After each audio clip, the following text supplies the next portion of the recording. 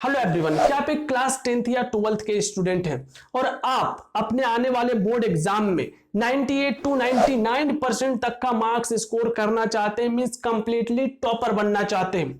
तो टॉपर बनने के लिए आपको वो चीजें भी करना होगा जो बाकी आपके सराउंडिंग में स्टूडेंट नहीं कर रहे हैं, तभी आप उस बाकी स्टूडेंट से डिफरेंट रिजल्ट लेकर के आ पाओगे, मींस बहुत डिफरेंट रिजल्ट लेकर के आ पाओगे। तो इसके लिए कुछ चीजें आपको डिफरेंट करना पड़ेगा। तो इसी चीजों के लिए आज हम आपके लिए एक मेथड लेकर के आ गए, मींस प्रिपरेशंस मेथड। ये रिवर्स प्रिपरेशंस मेथड।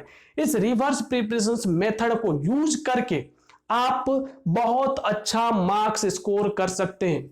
अब मैं भी आप लोगों में से बहुत सारे स्टूडेंट इस रिवर्स प्रिपरेशंस का नाम पहली बार सुन रहे होंगे, लेकिन आपको बता दें इस रिवर्स प्रिपरेशंस मेथड को यूज करके आप बहुत सारे कंपटीशंस एग्जाम भी निकाला जा सकता है और बोर्ड एग्जाम में बहुत अच्छा मार्क्स स्कोर किया जा सकता है। तो क्या है ये रिवर्स प्रिपरेशंस मेथड, ये हम लोग पहले जानेंगे। इसका क्या क्या फायदा है ये भी हम लोग जानेंगे और लास्ट में कि इसको करते कैसे हैं वो भी हम लोग जानेंगे। तो इस मेथड में हम लोग क्या करते हैं कि प्रिपरेशंस ही एग्जाम से स्टार्ट करते हैं। बोलोगे ये कैसे होगा सर? पहले आप यहाँ पे एक एग्जांपल समझो। सपोज आपको किसी प्लेस पे जाना है। अब आपको अगर ए बी प्लेसेस पे जाना है, मान लो कि अप्रोक्स 100 या 200 किलोमीटर जितना भी डिस्टेंस पे हो। अब आप वहां तक जाने के लिए पहले क्या करते हैं, अगर आपको पूरे रास्ते का इंफॉर्मेशन और जिस प्लेसेस पे जा रहे हो उसका इंफॉर्मेशन अगर आप पहले ही सर्च करके है सो कर लो, अपने मीन्स उसके नॉलेज ले लो सर्च करके कि कहाँ जाना है और उससे रिलेटेड क्या क्या चीजें हैं, तो आपका माइंड में थोड़ा सा क्लियरेंस हो जाता है। फिर आप रास्ते में जब जा रहे होते हो आपको कोई टेंशन नहीं होता है कि कैसे जाना है, कहाँ पे क्या चीजें करना है। आपके माइंड में पहले से ही सारा चीजें क्लियर है। ये चीजें क्लियर आपका हुआ कैसे? आपको जहां जाना है उससे रिलेटेड चीजें आपने सर्च किए, किसी से पूछे और वो चीजें आपने नॉलेज गेन कर लिए, तो अब आपको पूरे रास्ते में चलते हुए कोई टेंशन नहीं होगा।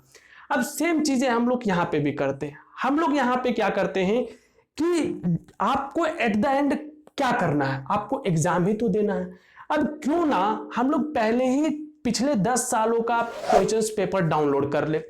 आप बोलोगे सर क्वेश्चंस पेपर तो डाउनलोड कर लिए, बट क्या अभी कुछ समझ में आएगा क्या?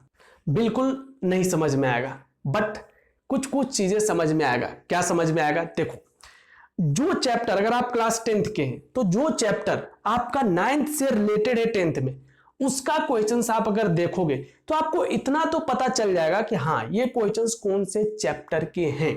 अगर इतना भी आइडिया लग जाता है कि हाँ ये क्वेश्चंस इस चैप्टर के हैं, ये क्वेश्चंस इस चैप्टर के, तो इसमें बेनिफिट ये होगा कि जब आप उस चैप्टर को पढ़ रहे होगे तो आपको माइंड में क्लिक करे कि ये क्वेश्चंस पूछा गया है, ये क्वेश्चंस पूछा गया है। अब यहाँ पे बाकी और भी चीजें इसको करना आसान नहीं होगा। रीजन ये है क्योंकि पहले तो बहुत चीजें आपको समझ में नहीं आएगा, बहुत सारा चीजें तो जो नहीं समझ में आएगा उसको छोड़ देना है, बट इसको पढ़ना बहुत अच्छे से है क्योंकि आप रिजल्ट डिफरेंट करना चाहते हैं तो थोड़ा एक्स्ट्रा एफर्ट आपको लगाना पड़ेगा। तो यहाँ पे आप क्या कर सकते हैं, हर एक क्वेश्चंस को आप अच्छे से पढ़ो और अगर आप उस क्वेश्चंस को दूसरी बार कहीं पे देखो तो आपके माइंड में ये क्लिक हो जाना चाहिए कि हाँ ये क्वेश्चंस हमने पहले देखे थे, मींस प्रीवियस ईयर में ये पूछा हुआ क्वेश्चंस।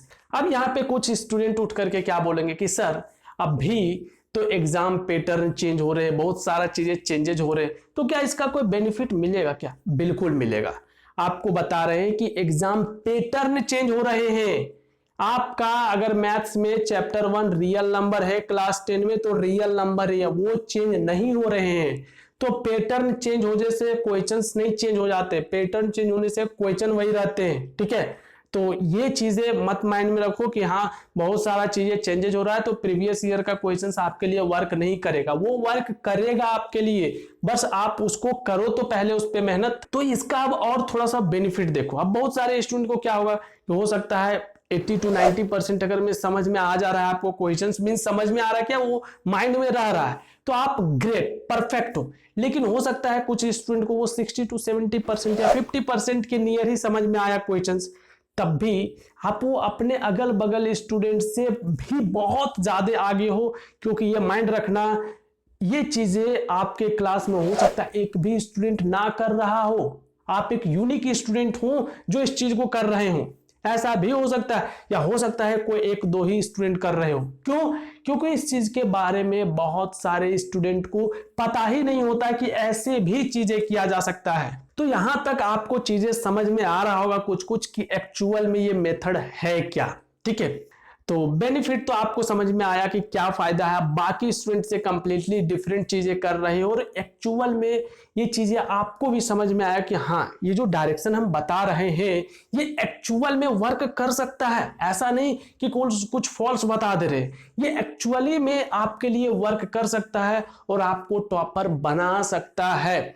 तो अगर आप चाहते हो तो इस मेथड को यूज करो। हाँ, ये बोलेंगे ये इजी नहीं होगा करने के लिए आपको। हो सकता है आप एक सब्जेक्ट का पढ़े, मान लो एक मैथ्स का आपने 10 ईयर का डाउनलोड किए या फिर जेरोक्स करा के ले आना तो ज्यादा बेटर होगा। आप एक सब्जेक्ट को ही करने में आपको लगे कि कुछ समझ में नहीं आ रहा, बट आपको तब भी करना है। तब भी आप अगर उसको 10 डेज 20 डेज में आप कर लेते हो तो बहुत ज्यादा बेनिफिट होगा। और दूसरी चीज कि प्रीवियस ईयर क्वेश्चंस पेपर तो ऐसे भी आप लोग एग्जाम के लास्ट में करते हो।